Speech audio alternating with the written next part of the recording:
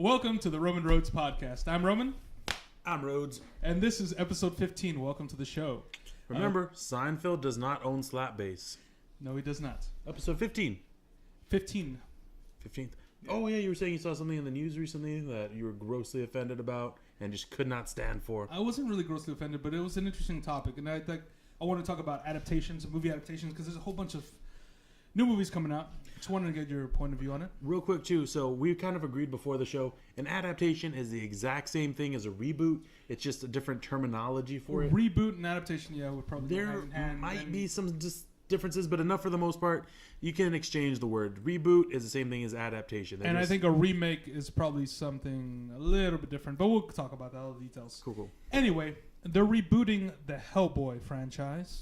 And it's the whole franchise, right? Not just the one movie? Yeah, because it was two movies directed by Guillermo del Toro. Supposed to be a third. Ron Perlman as Hellboy. Too bad we're not getting a third movie. But I kind of have that faith in the new guy who's coming up. It's the sheriff from Stranger Things, correct? Yes. So I think he's going to do a good job. He does have the vibe, and he's a very good actor. He really is. And I kind of get the sense that they're going to kind of go for maybe a darker tone, not so much kind of comic fantasy. Well, that's where we're supposed to have ended up anyway. But so there's a little controversy in the casting here, correct? Yeah, because they've been casting Mila Jovovich is going to be in it. Is it Jovovich or Jovovich? It is pronounced Jovovich, but I have a feeling the real Russian pronunciation is something entirely different. But who calls her that? So how weird is it going to be to see her outside of a Resident Evil movie? She's such a good actress. I'm kind of in all those movies. I mean, and you know the funny thing is, I bet you the theme they're going to have zombies with a virus. So probably. She didn't want to change it up too much. Wasn't she playing like the Blood Queen or Red Queen? I don't know. Oh, that's right. Something like that. The theme. Go on. Okay, well, one of the other actors that they had cast was Ed Skrein. He was in the Deadpool movie that just came out. Okay, yeah. As which character? He played... Ajax / Francis, the main antagonist. Yeah. Spoiler alert. How's that a spoiler? Oh, quick thing. You know how the whole movie, he's going around looking for Francis? Yeah, there's the whole plot point is that he tells everybody his name is Ajax. So nobody knows. Nobody knew who he was asking for. Yeah, they were looking for Francis. So what's this guy talking about? So Francis, he moved over to the Hellboy franchise. Okay, yeah. He was cast as a Captain Damio. And there was, after he got cast, there was a little bit of an uproar because a lot of the fans from the comics, which are there I guess there's like a small group of really... They're not the super fans. Popular comic, but they are very popular for the people who like them. Yeah, and they got upset because Captain Damio, in the comics is a Japanese-American character. And I think he becomes like a were-jaguar or something like that. Like his okay. I think I've heard about that character. So I did not remember who he was except for the were-jaguar part. He worked for the BPRD. And so there was a little bit of an uproar because... BPRD, that's the good corporation or like the guild that's the good guys in the comics. Bureau of Paranormal Research and Defense? Yes. Is that correct? Yes. Okay. So Ed Skrein was cast as Captain Damio. There's a little bit of uproar because the character is Japanese-American. So Ed Skrein himself decided to quit the movie after he found that out. Now, how much of that do you think is he's truly like, I'm wrong as being cast as, and he felt truly, like he needed a, right or wrong versus, I don't want to deal with this. I got lots of other offers. I don't think he has any other offers, to be honest. Because I haven't heard of any other movies that he just really felt that passionately about it? And it looks good on him, which is good. He's going to get offers now for better roles. Yes. You know what they should have done? Switched it around. Instead of being a Japanese-American, they should have made him American-Japanese. Born over in Japan and boom. All right, just switched it up. So that's the question I have. Okay. When you're adapting something to movies, we're talking about movies. How close do you have to be to the adaptation, and where do you have that free, that free space, that kind of okay. Now here's my thought. Elbow room to make adjustments. Yeah. Okay. Whenever it's something, obviously it's a personal opinion. There's no right or wrong answer for it. But whenever you're introducing a brand new franchise and you want a bunch of people who wouldn't normally be interested into it, that's sort of when you have your elbow room to change a lot of things. Like the first Spider-Man, any introductory thing, moving it from one medium to another, going from comic book to movies, because the movie crowd originally wasn't very close to the comic book crowd, but now there's a huge crossover in it. Yeah. And that's whenever you make sort of allowances to change things up so you bring more people in. But Hellboy is such an established franchise already that I think you should stick a little bit more to the source material because it's clearly, profit. It's going to bring in the money because people are looking for that specific thing. Now it's less flexible, I think. What are your thoughts? Well, I think when it comes like the whole thing of race and like minorities, yeah, that's a very sensitive one. That's a tricky thing because you want to get the person who's right for the part, of course, and you also want to, I think, for the most part, stick close to whatever the ethnicity. If it's an established character in another medium, that's what we're talking about, adaptations. How much does it feed into the story as well? Yeah, and this, it's like if you're adapting a book, because there have been a lot of. Well, in the past, there's been a lot of characters who are minorities. When they go to the movies, they're kept as minorities, but they're played by white actors. Oh, yeah. That's where it gets very wrong, and it's like, no. Whitewash. Do you want to give us an example of that? Like in Huckleberry Finn. Mickey Rooney in Breakfast at Tiffany's. He plays a Japanese landlord. Yeah. Now, come on, let's give a little... That was sort of things product of a time. That happens far less often. Unfortunately, what that means is they tend to change the whole character. Example, Doctor Strange. They changed the Tibetan character, the ancient, to a Celtic woman. Well, now it's like, some people might do a fist bump for the gender change. They also made the character younger severely. Originally, the ancient one looked like a very, very old guy. He was like wise and, had learned. And the character now was like, what, early 40s, give or take? And also Celtic. She was Irish. But this is the thing. Okay, what about? And let's take Doctor Strange for a second. The other, who's the other guy who becomes Doctor Strange's buddy? I don't remember the character. Character. He is basically just sort of his friend in there, and he wears a green all the time. That's the only way I could identify him in the comic books too. Is he's always wearing green. What's his race? He is also Tibetan, I believe. Now, I could be wrong, and he's just Asian, but he's definitely from that area. But it seems like that's the one movie that people kind of bring up because it kind of gets a pass for some reason. You think it's because he's already in a minority? Like, do we allow minority substitutions? Is that a thing? It's an awkward one. Tilda Swinton did a great job in that role. She did an amazing job. She's Tilda Swinton. Yeah, she did a great job in that role. You know what the funny thing is? She could have played that character as a male because she's done that before in other. Wasn't she in like a movie as like a rock? What was she in? And she's played male characters, I believe. And I think you're getting confused with Kate Blanchett when she played Bob Dylan. I am. Yeah, I know exactly. Yeah. But I'm gonna hold it to Tilda Swinton. I think she could also do that. No, she's played very masculine characters too. Her character in, I think she had the most interesting character in Constantine. She played the Angel Gabriel, right? Yeah, Angel Gabriel. And clearly, like whenever she was playing it, I was like, "Is this supposed to be a guy or a girl?" Because she plays it such a powerful role, and she can. Yeah. I was a younger guy at the time, maybe affiliating her being a strong character and not overtly feminine made me think, is this character confused or am I confused? I didn't know what to make of it. That's what I didn't understand either, if it was supposed to be a male or female character. I'm just saying, I think in that particular role, they should have leaned on her acting muscle a little bit more. Yeah. They could have really stretched out her character, and it would have been interesting.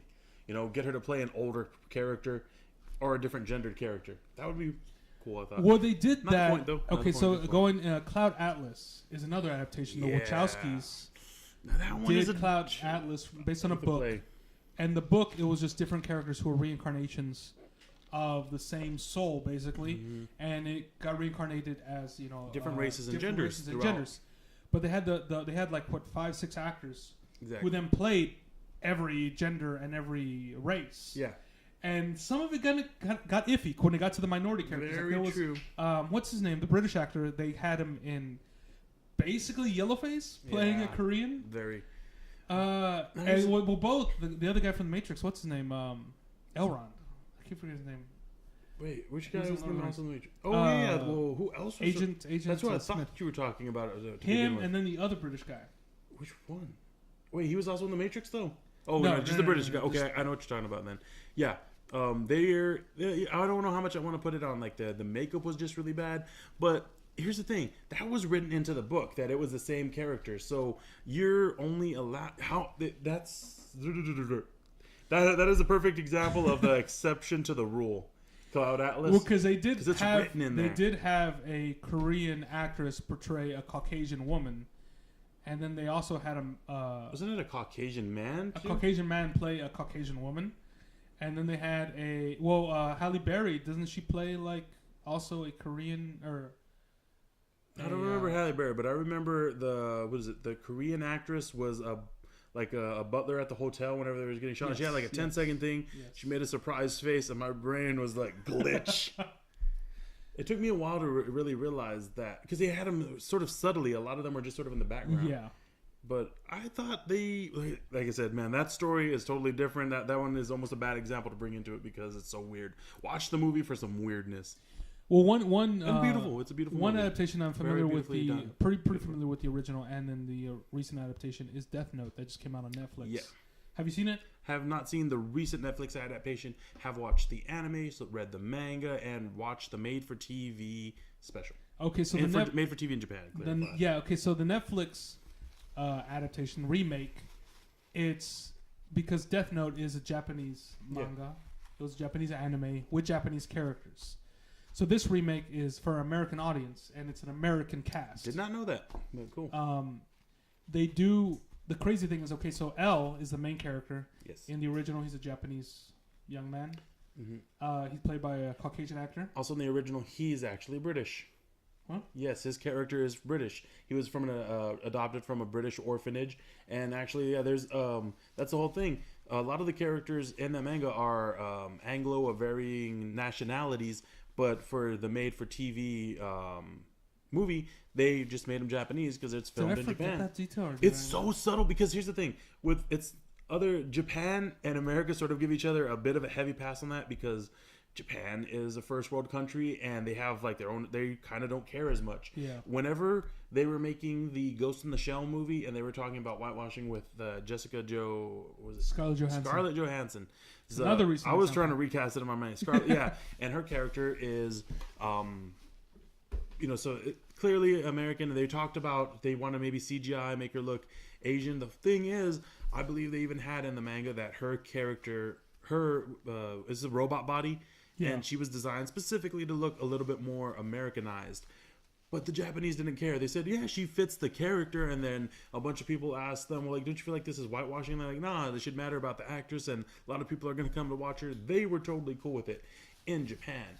But a lot of the people here in America weren't. And I could see it's like, in Japan, the Japanese people, of course, they're going to be fine with it. They don't have to deal with that kind of stuff. They're the majority in their country. They're not the minority in that case. They're not marginalized over there. Well, the interesting thing about the Death Note remake is because it kind of like they did a whole redo, basically. So I wouldn't call it a Death Note adaptation. It has the same plot in general.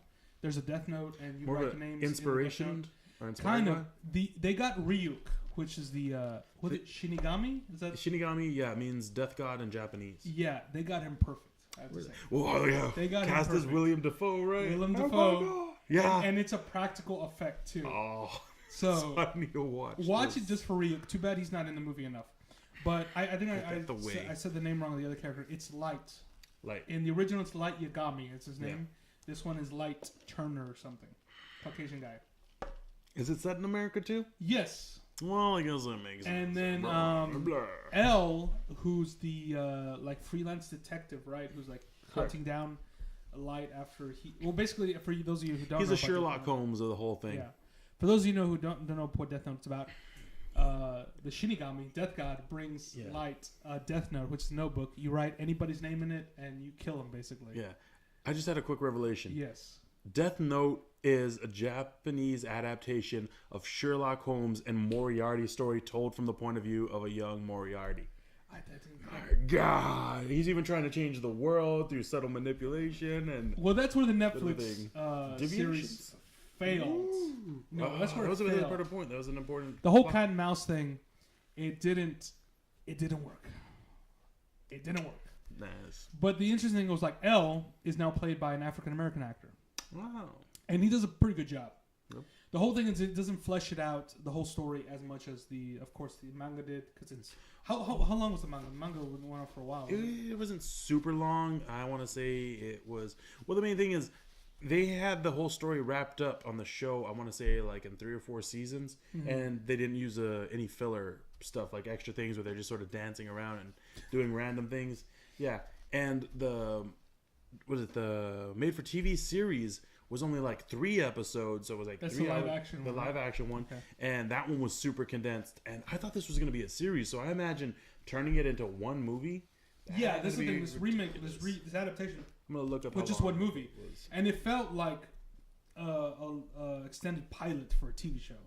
Maybe that's what they're doing. What they did though was what I found interesting was that in the original, I think most of the characters who die when Light starts killing people with the Death Note isn't like natural causes, basically like heart attacks and stuff. It's if you don't set anything for it, like if you just write someone's name in it, few minutes to seconds later, set minutes, they'll die of a heart attack. But if you write in the cause of death, they'll die of that. But it wasn't very bloody or very right. Well, when he was testing it out, he did a whole thing where he was trying to see the limits of it. So he made someone like write there some words in blood. He made someone jump in front of a car. But for the most part, it was quick, if nothing else. Well, that's where the adaptation. I don't know if this is mild spoilers, but there's decapitations. Ooh. There's people getting electrocuted. There's people getting shot up.